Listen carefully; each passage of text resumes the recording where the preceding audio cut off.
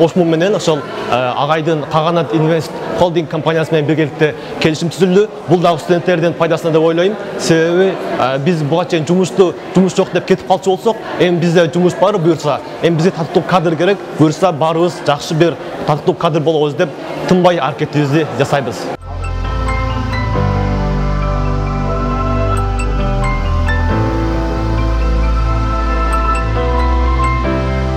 ОшМУнда окуп, ошо физматта окуганыма аябай сыймыктанам.